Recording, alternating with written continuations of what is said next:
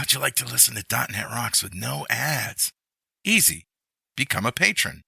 For just $5 a month, you get access to a private RSS feed where all the shows have no ads. $20 a month will get you that and a special .NET Rocks patron mug.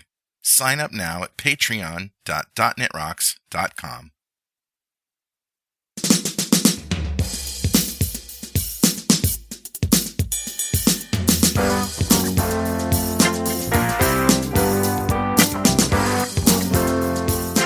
Hey, guess what? It's .NET Rocks. This is Carl Franklin. And this is Richard Campbell. And we're back for show 18-something. What is it? 1828. There you go. When's 2000 going to happen? So 2024? Yeah, 52 a year. So we need 170 something. So that's 3 years. I think it'll be in the summer sometime, right? Maybe. I don't know. But anyway, it's going to be a heck of a party. It'll also be 2027. So. Oh, 27. Yeah. Right. Yes, of course. Good Lord. All right. Well, anyway. We'll be staring 60 in the face. How's that for you? There's some beans for you. That's right. And we'll still be doing this stupid show. It's a good question. I'm not talking about retirement. How do I get paroled? What is this? Yeah, retirement parole. All right, let's start it off right with a little thing we call Better Know Framework. Roll the crazy music. All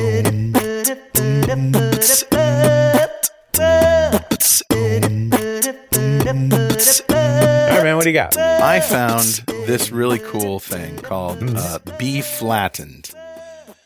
Flattened.net. Oh, it's a good domain.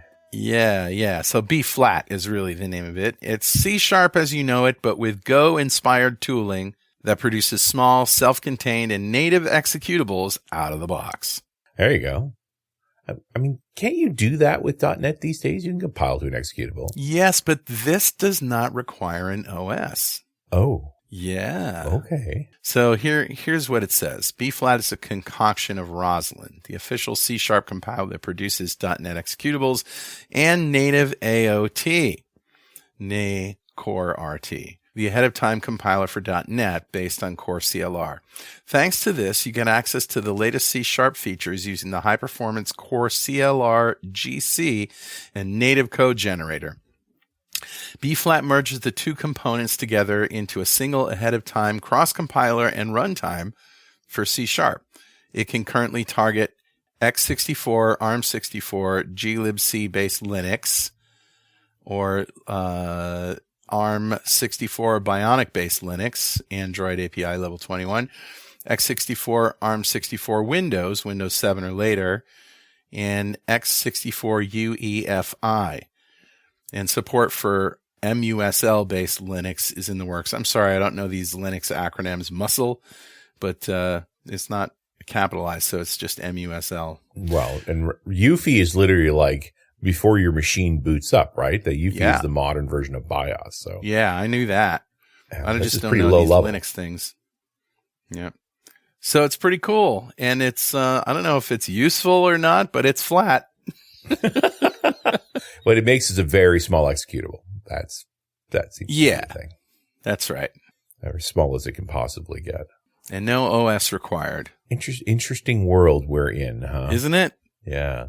It's like Go inspired, because Go's pretty hip. Go is pretty hip. You know, the Stack Overflow 2022 survey's out, and talking about actually Microsoft does very well in that survey overall.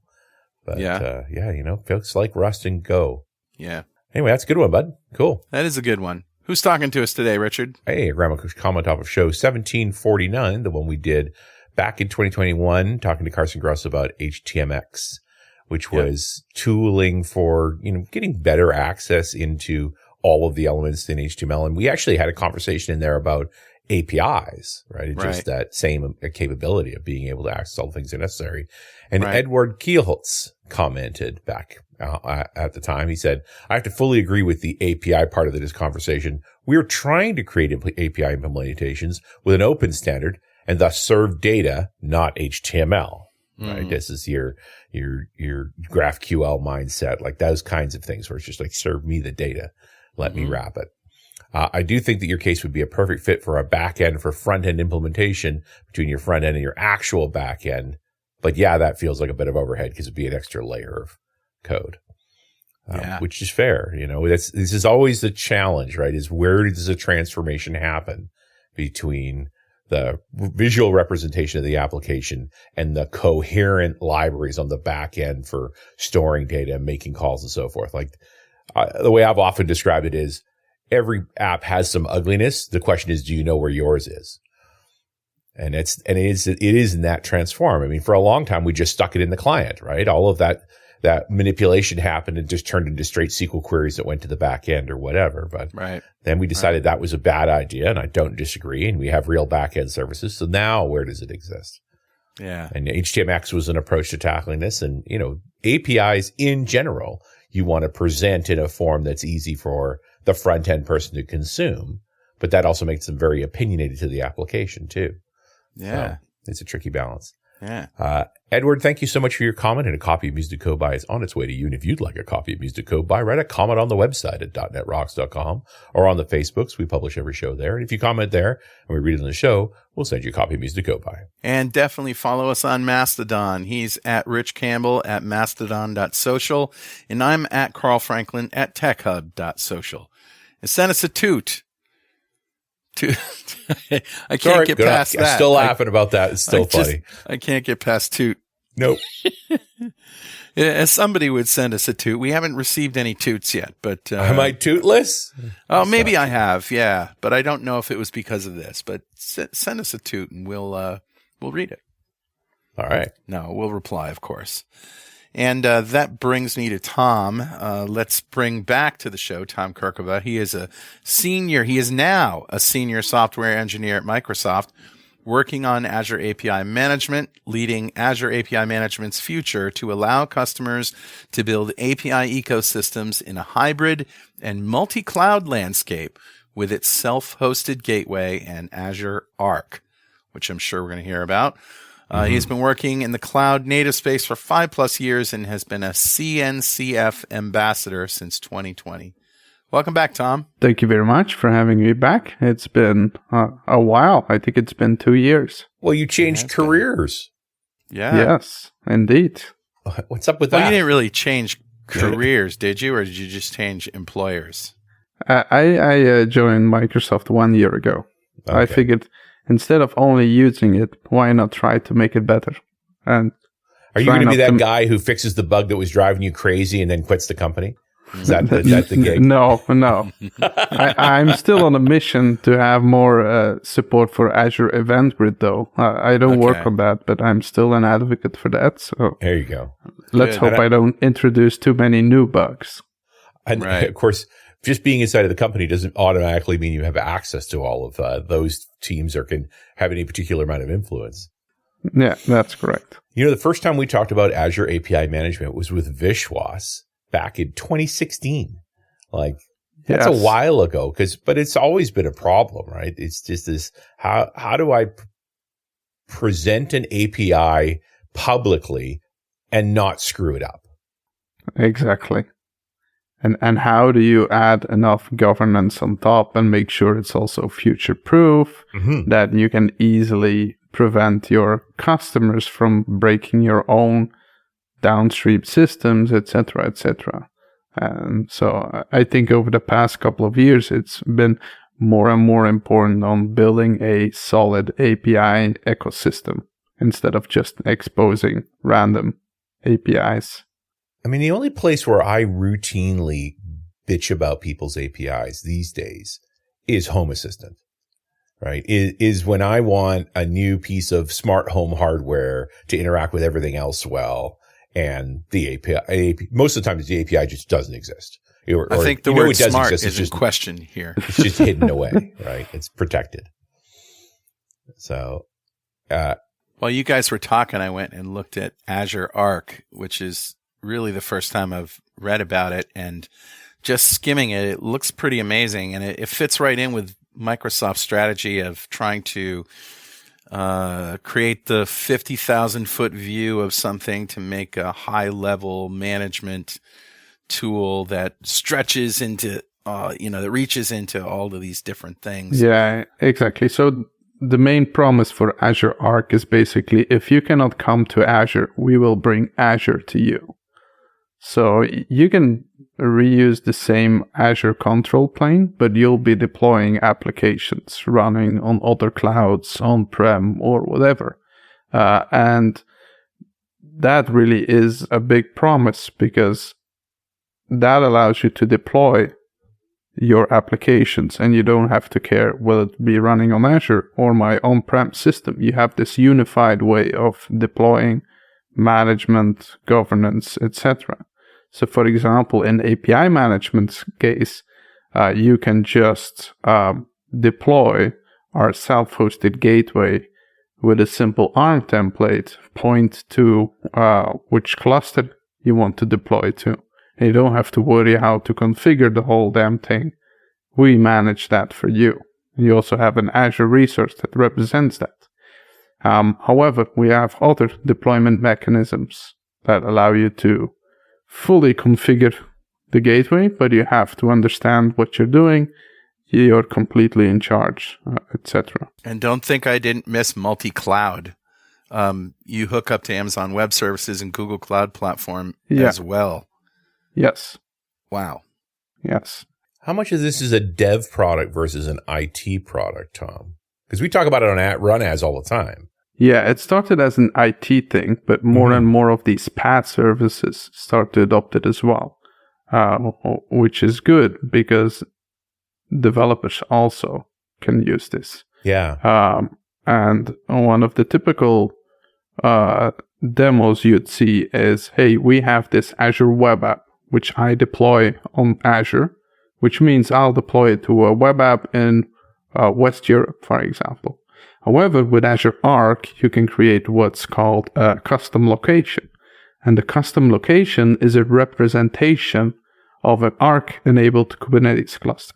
Mm-hmm. So with Arc, what you can do is you can deploy the same web app with the same ARM template, but instead of deploying to West Europe, you'll deploy to my on-prem custom location. Wow. And Azure Arc will basically deploy your web app on your Arc cluster running on-prem, and you don't even know how it's doing it. It's managing everything for you.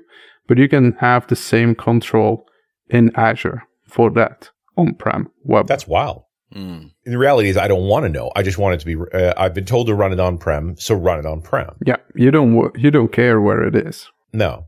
But maybe I have connection strings to my database. Like I want it, this is a sovereignty thing and I need it all in-house. But the fact that I don't have to download an MSI and figure out how to install it on machines. Yeah.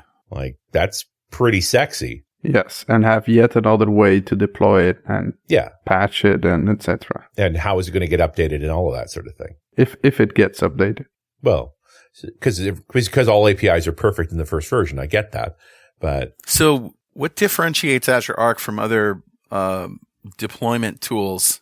Is it because it's integrated so tightly with Azure? It's basically ARM, bringing ARM outside of Azure, which is one of the main points. And here you mean not like microprocessor, but Azure Resource Management. Yes. Yeah. So you can use your bicep or JSON templates, how you want them. Wow. And deploy it to them. So for me as the PaaS creator, I make those templates and then the customers runs them against their machines. No, you just deploy them to Azure Resource Manager and then ARM does all the rest for you. You just tell it where to deploy to and it knows how to. But when you say you mean the customer. Yes.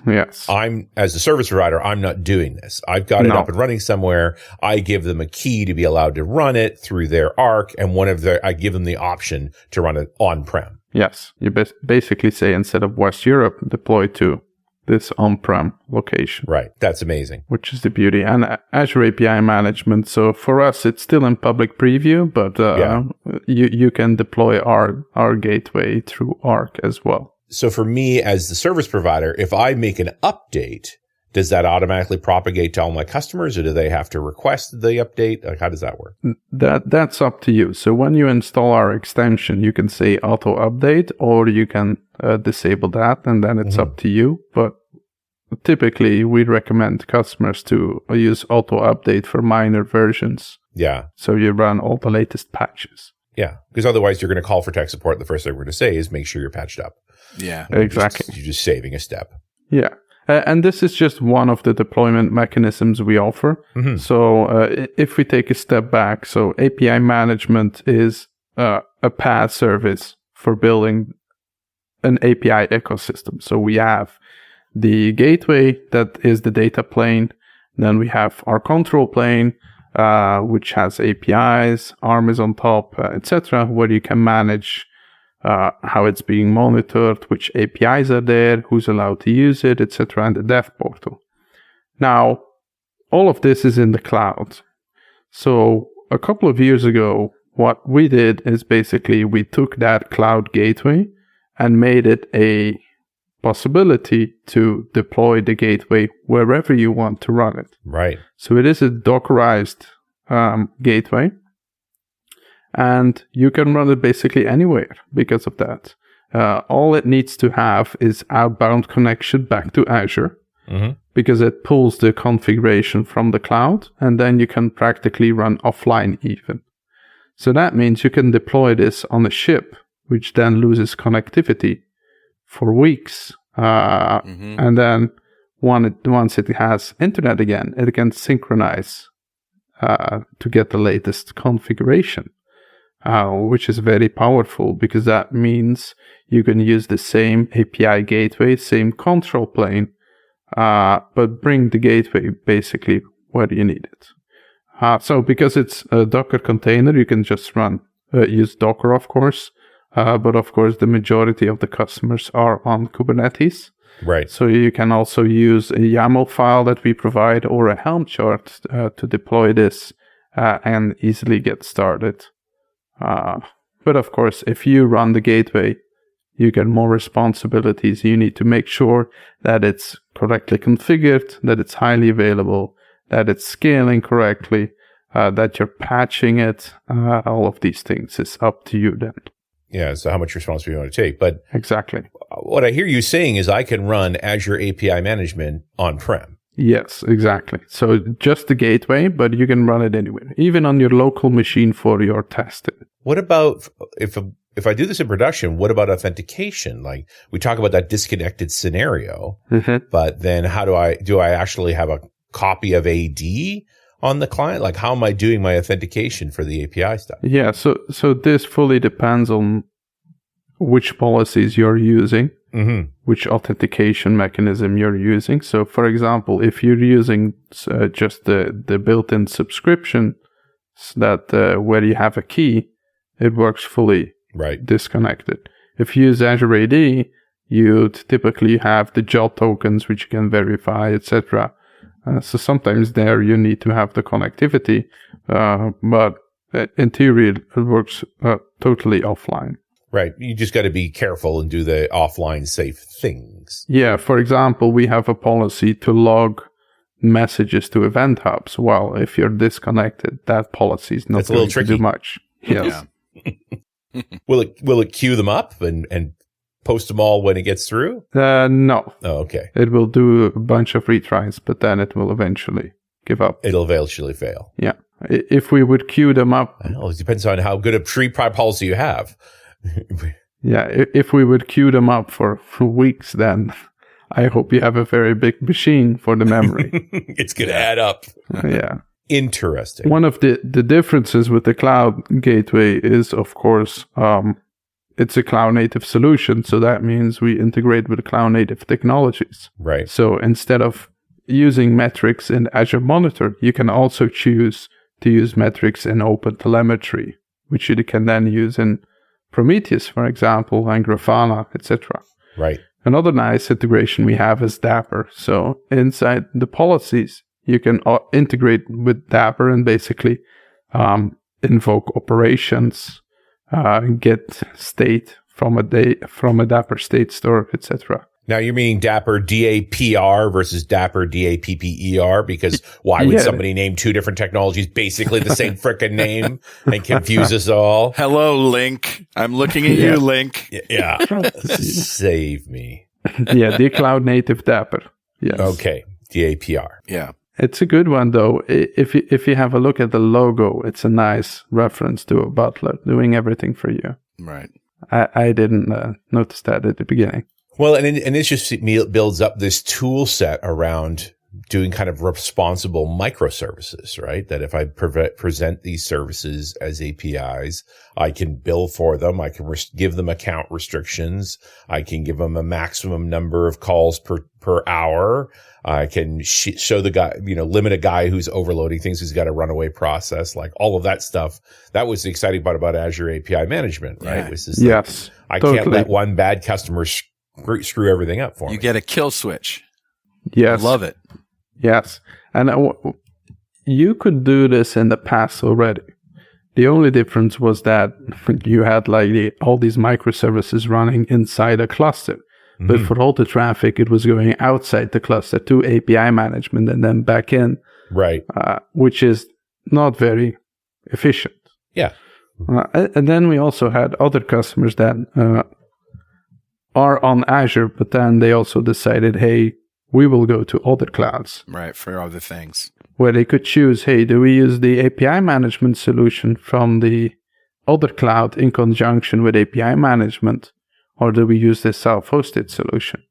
And there we see more and more customers use the self-hosted one because it's the same technology. There's one way of working with this API management solution, which is a lot simpler than having two things that do somewhat the same thing, but also use two different approaches, which is a pain to maintain long term. Sure. Yeah. Yeah. And ultimately, this is all more efficient. I can see how you just went down this pipeline, right? It's like bit by bit, it's like, let's stop. The constraint is the wire. Let's transit the wire as few times as possible. Yeah.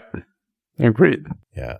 That's always the problem. Hey, man, I thought Kubernetes was already easy, right?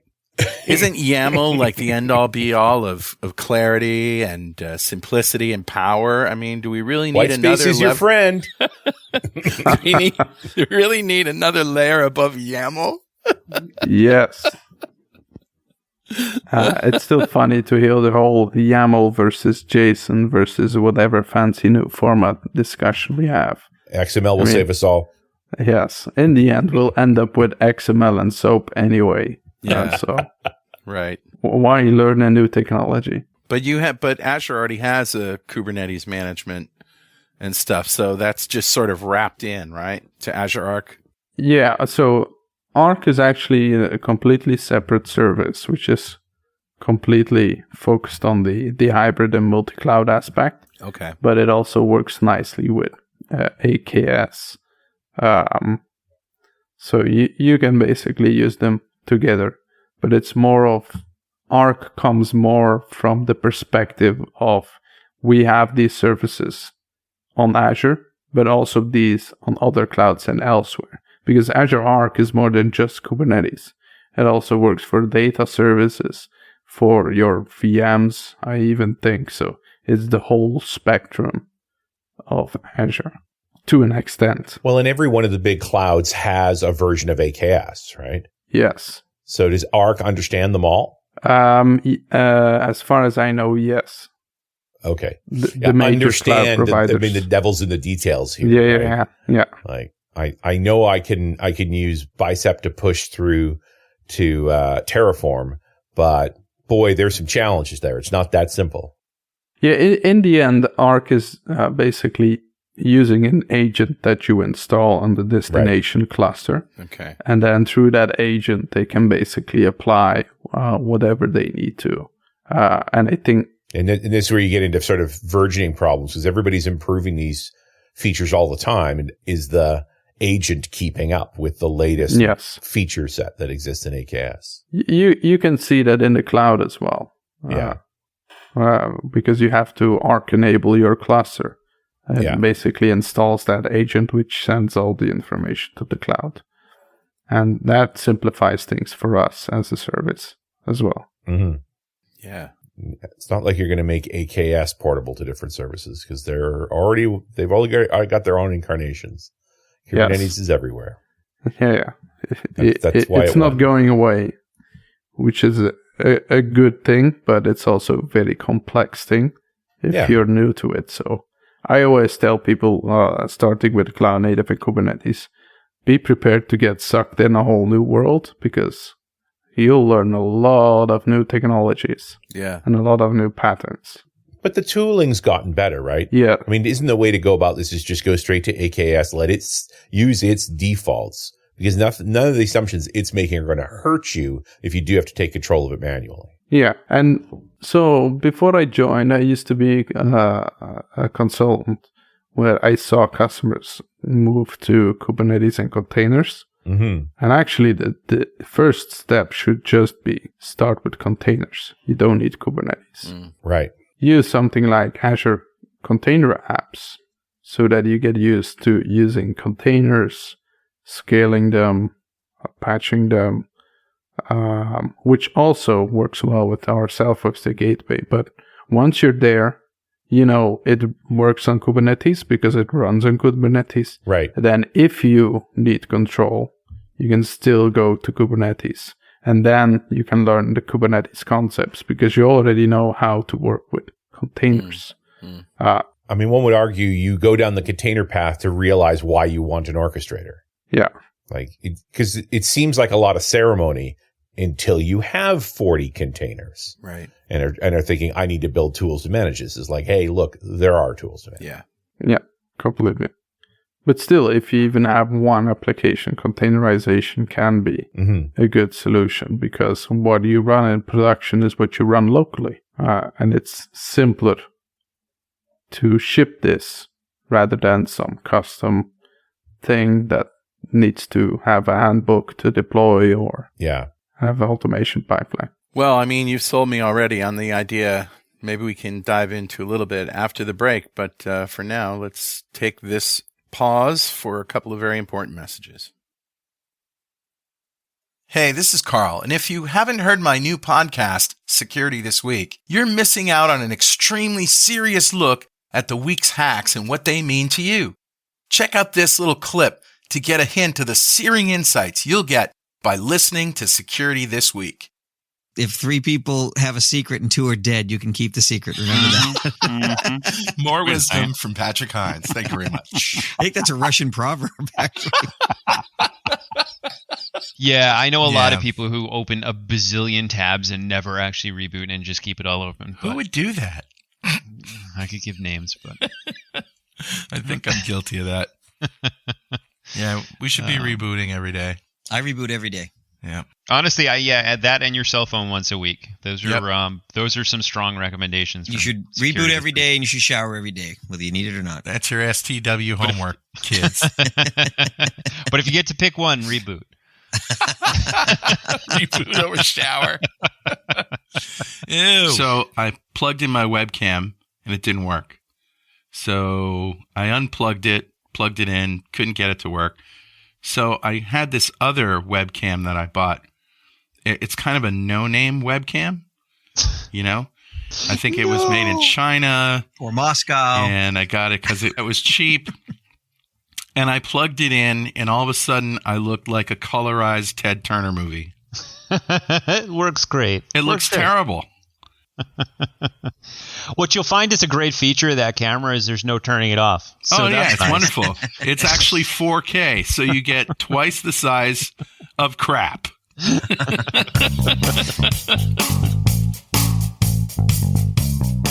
Go to securitythisweek.com or listen however you get your podcasts. You'll thank me later.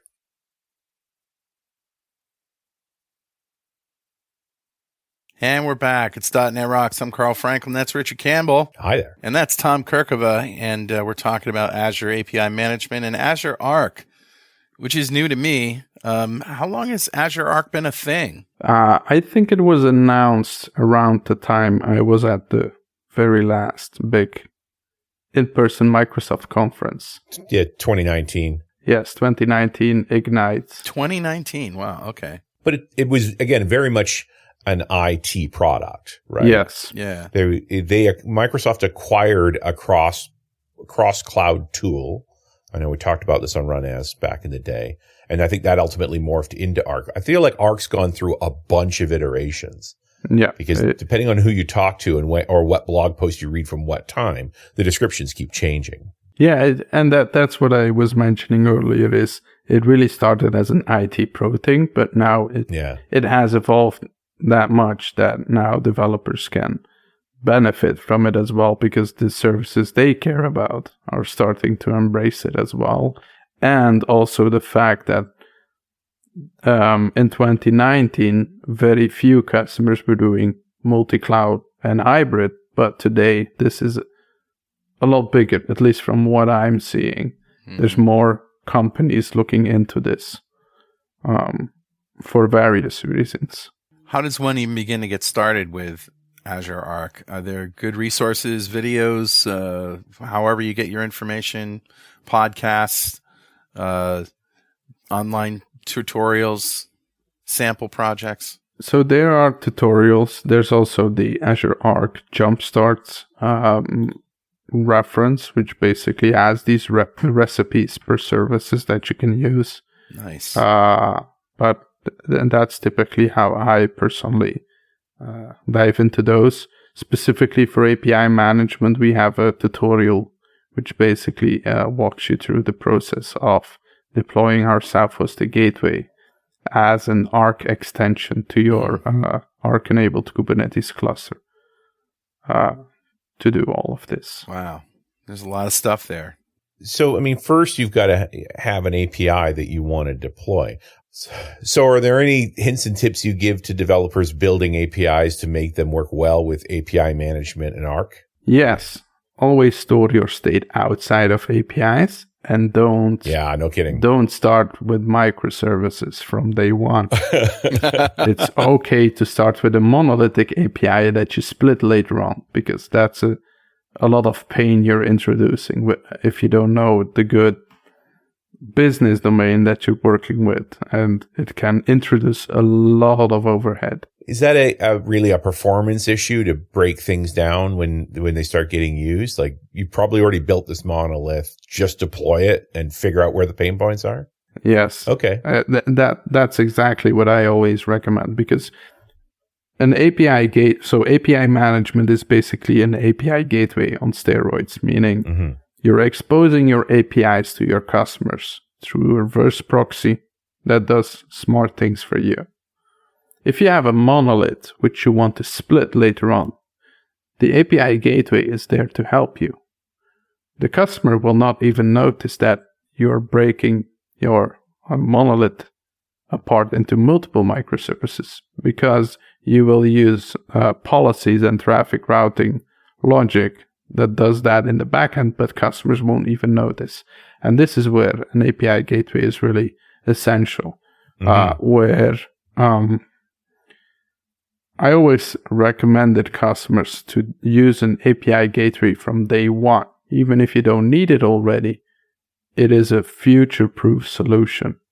Right. Because if you start with a monolith and then you don't have an API gateway and you change it, or the DNS address changes or whatever, your customers are screwed because they have to migrate. But an API gateway basically does all the heavy lifting for you. So, but you're still presuming they're not changing their interfaces, even if they're changing their architecture in the back end. The interface changes, you're pushing that onto the customer. Well, implicitly, the interface is on the API gateway. You can change your internal APIs in terms of routes, payloads, whatever. The API gateway helps with that. So in API management, you can just use policies to rewrite the URI, use even C# codes to interpret the payload, run your own logic, and all of these things to basically implement your some of the smart logic on the gateway. Simple example as always.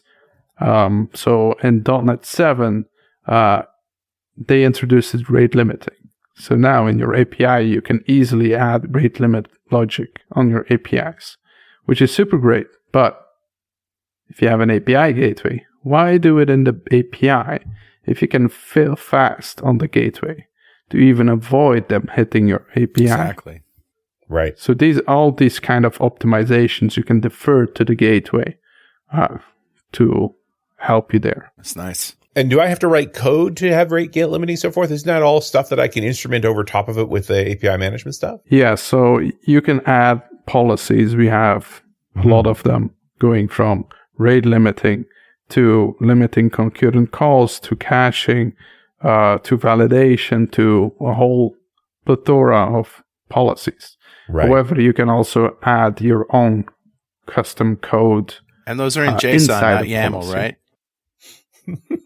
Our policies are in XML. XML.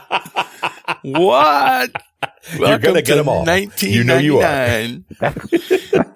Yeah, they're in XML. Yeah, and I've done some work with the API management before, and I did a project to exercise like every one of its features, and man, I was impressed. Yeah, I mean, can we dig into the billing side of this? Because obviously, if you're instrumenting all this, you can actually say, I'm going to charge you by transaction or up to a certain amount. Like you have access to a lot of info, don't you? Yeah, so edit point, because I'm thinking. Yeah, so the billing is completely up to you. So our customers have basically get billed by the amount of units, Right.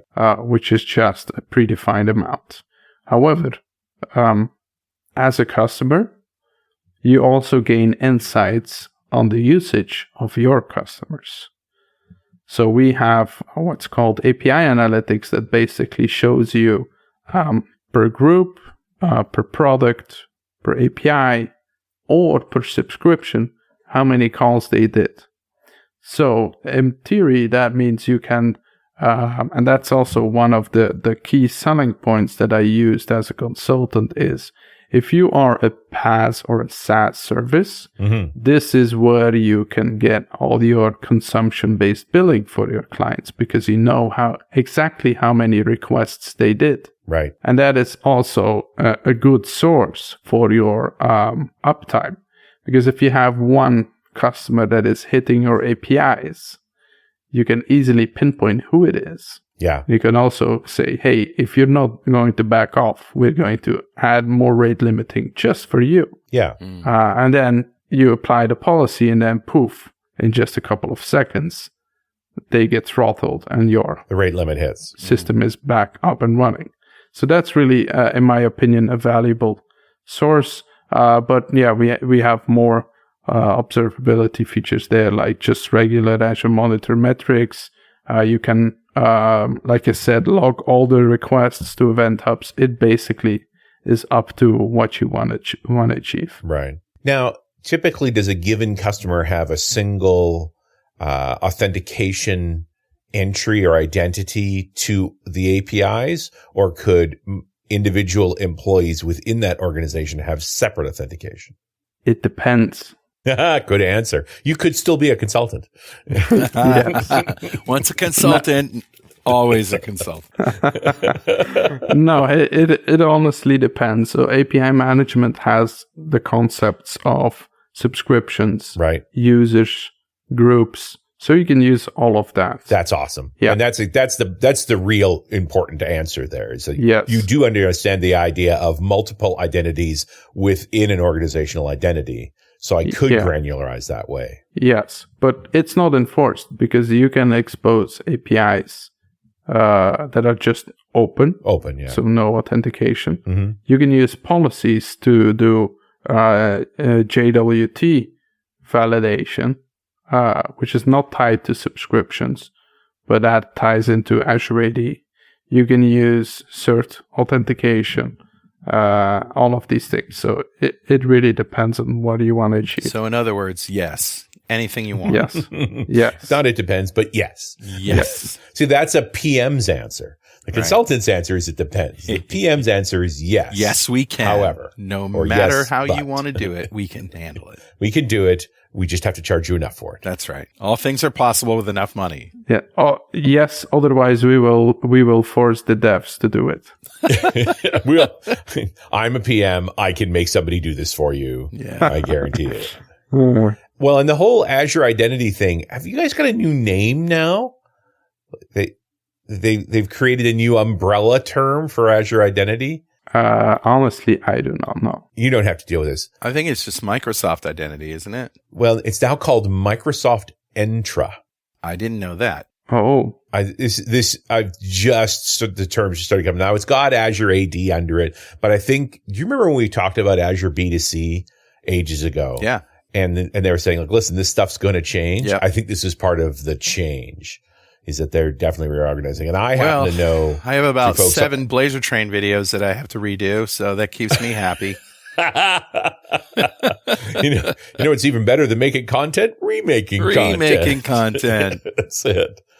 Yeah. But it does sound like there's a reorganization happening inside of Microsoft on the identity side, and you're seeing it with these new terms and sort of products shifting around under a larger security umbrella, which, I mean, all of us have had tenantitis at one time or another with Microsoft. At least they have good names now. Lighthouse, great name. Arc, great name. Not Microsoft, this blah, blah, blah manager environment.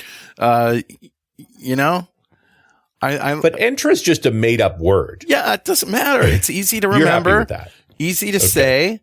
Is it Encarta? No, it's Entra. Oh, well, it's Entra.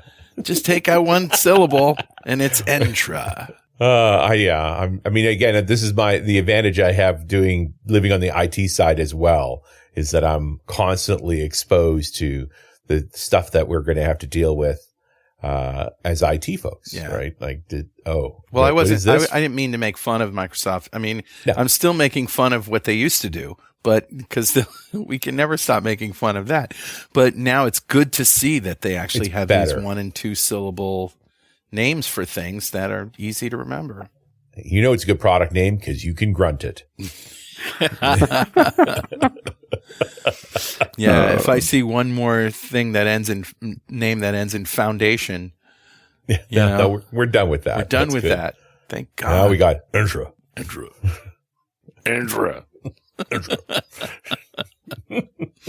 Lighthouse. Yeah, you could use WCF also for cursing, but I always wanted say it on the show here. I always wanted Windows Transaction Foundation, so WTF. Well, and WCF hasn't made it out to .NET Core. I mean, this is the open source implementation of things, but better things came around. Yeah. However, API management supports SOAP. So if you still have them, all right, we can help you. We can help you migrate. So you could put an API management in front of a WCF set of services, provided they're using certain standard specifications. Yes, I was actually joking, but we support that. But not only that, but to also translate them to REST. So your clients would be talking REST, but they would be talking to SOAP services. So you wouldn't even know that there's still some fancy SOAP in the backend. There's at least one listener who's very excited right now. Oh, there's more SOAP in the world than you think. Yeah, there's plenty of SOAP in the world. That's the truth. But I really like your point there that API management would then provide me an upper layer interface over top of my WCF implementation, probably in a VM somewhere. Yeah. And then I could begin to migrate those to REST services in an Azure app service, and the customer would know no different. Things just keep working if I don't make any mistakes. That's completely correct. And we also support WebSockets and GraphQL, so there's a bit of everything for everyone. Nice. So whatever you want to eat, want to play with, it can pass through the API management gRPC service. No gRPC today. Interesting. Yes. What's up with that? Is that a conscious? I saw App Service has it now. Mm-hmm. So that's nice. So you would presume, inevitably, somewhere on a roadmap somewhere that you cannot comment on. Well, App Service had gRPC Web for a long, long time, but gRPC is different, isn't it? Because it requires HTTP2. Yes, the trick is HTTP2, and I think they announced it somewhere in fall 2020. I think you're right. I think I saw 2022. Yeah. Which is pretty nice. That is a public preview. Yeah. Good. So Tom, how do I know if I've set up API management services correctly? Like I want to see that it actually cuts off at a certain amount of load or that it's billing out properly and so forth? Like, what's it like to test against that service, to build test harnesses for it? Yeah, so you simply deploy to production and wait for people to complain. Excellent. I know. I like. You are a consultant. Have still, we met? Right? That is not a how PM did you answer. know what my process is? No, we've all been there. You have not been properly conditioned by the blue badges yet. This is not the correct answer Right for now, a PM. they're horrified. You can't say that. No, Your job's in jeopardy, joke. sir. There's your phone ringing right now. jokes aside, I mean, it's just you need to treat it similar to your APIs. You need to properly run integration tests, system tests, load tests. So one of my latest favorite services in Azure is Azure load testing, which is really making. In the past, I always wanted to do load testing, and then they said JMeet, and I was like, ugh. And I never did it because it's too hard. And now with Azure load testing, it's like load testing as a service. It's super simple. It gives you good analytics. You can compare multiple test runs, and you can also use our Azure Monitor metrics, for example, to see how many requests it was processing, how many failed, how many were blocked, etc. So that's really a good combination that I'm a fan of personally. Yeah, I can see this being cool. Now I'm thinking about all these different options. It's like, all right, so I take my API, I set up a private instance in the cloud, put the API management interface on top of it. Now I use Azure load testing to run against it, get a sort of standard set of benchmarks. All right, this is how it behaved. And even if I screw things up, I'm not hurting anybody because I'm not touching the real production environment. I've created another space for it. Yeah. Testing against an on-prem set. Now the question is, do I have enough gear? Like, do I have gear in the on-prem that I could push down to and then test it that way? Or do I test it against an existing workload and take some chances? Yeah. But there's no question load testing would work for that. You just, tread carefully when you're pressing against production servers. Yeah. And I always recommend to add rate limiting. Even if you don't need it today, just set like a ridiculous amount, because at some point somebody might come and it's just runaways, do right? ridiculous things. Yeah. It's like having the breakthrough glass. Yeah, well, no, dude, I've told the story before on the show, right? Of accidentally sending 32,767 text messages in a second to a Nokia like 1650 phone where you have to retrieve each message individually. Did you and just eventually burn I the get phone? through to tier 3 tech support at the telco because this was a brand new API they had. And by the time I got to tier 3 and I said, "Hi, my name, my name is such and such, and here's my phone number." The guy goes, "Oh, it's you. Oh, it's you. We've been waiting for you." Yeah, we've been waiting for you. I think that's the definition of stalking with that amount of text messages. Oh, you were famous. Well, like, I'm sure. those are 75 cents each, right? Oh. What, you never heard of a for loop? Come on. You drop one bit. Yeah, one zero. Bit. Just one extra zero. Yeah. Simple mistakes. But hey, to your point, turn rate limiting on so that a runaway doesn't hurt you. Yeah. Or some maximum number of transactions in a given period for the same reason. That nobody meant to ever hit this number. So if you did, something's clearly gone wrong. And nobody's going to be willingly paying for it either. Exactly. For a runaway process. That's not good business.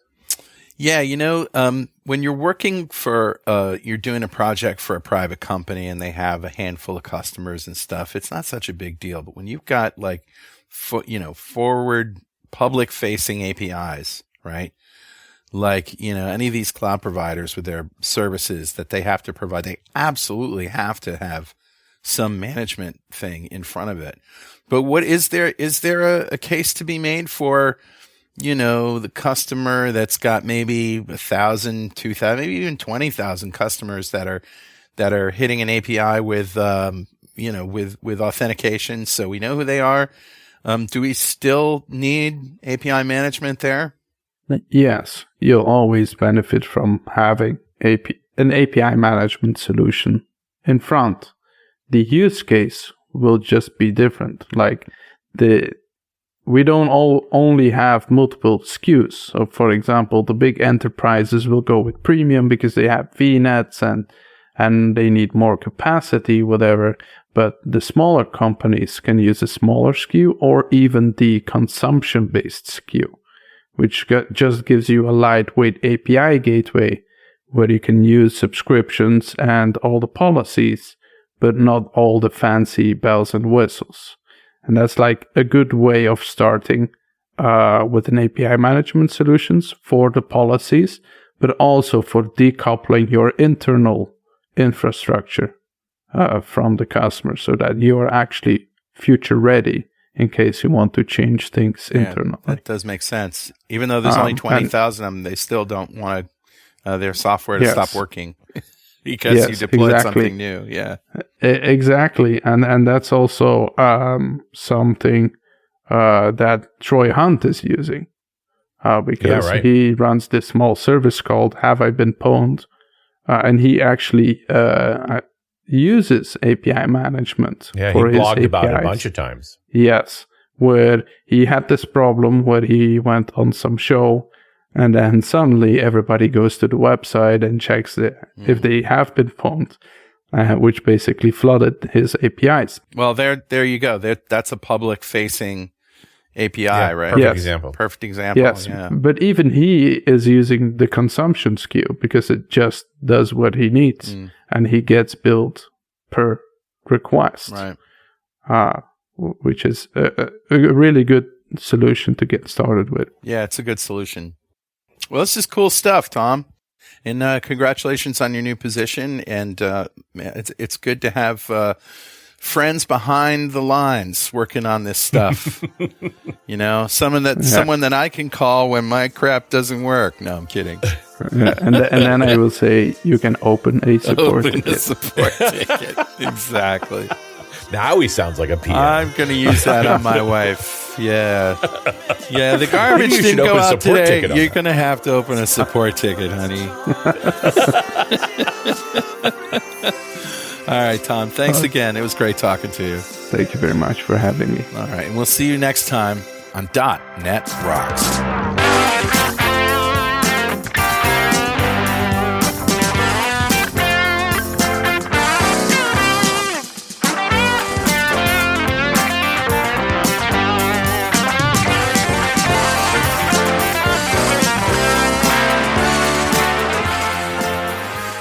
.NET Rocks is brought to you by Franklin's Net and produced by Plop Studios, a full-service audio, video, and post-production facility located physically in New London, Connecticut, and of course in the cloud. Online at pwop.com. Visit our website at dotnetrocks.com for RSS feeds, downloads, mobile apps, comments, and access to the full archives going back to show number 1. Recorded in September 2002. And make sure you check out our sponsors. They keep us in business. Now go write some code. See you next time. Got transmitter banned by the FCC.